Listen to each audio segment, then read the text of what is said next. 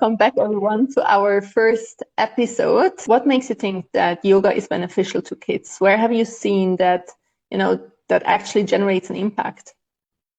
Right. So I believe that yoga is actually for everyone, not only to us like an adult, not only to elderly to release their tension and release their pain, but it's definitely also for kids.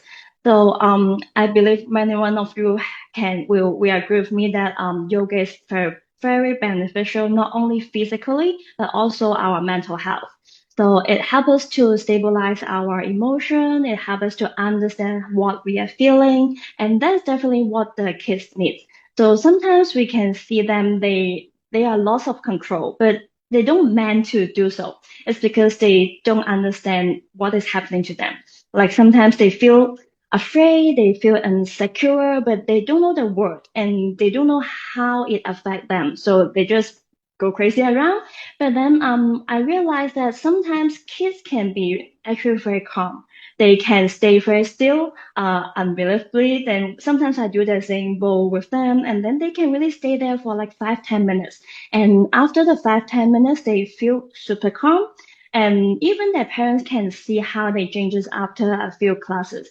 So that is why I do think that yoga is very beneficial for kids. If something is good, then why don't start earlier? Just introduce them in the way that they like it. Why is teaching breath work to kids so important to you personally?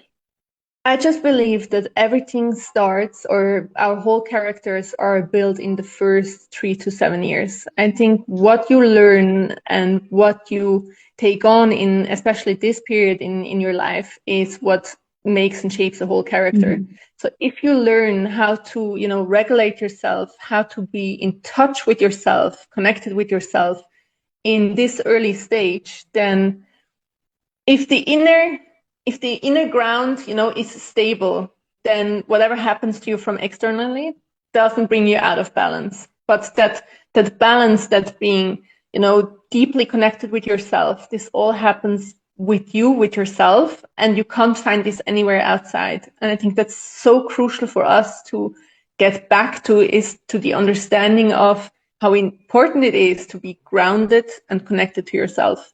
True, yeah, very true. Can't agree more.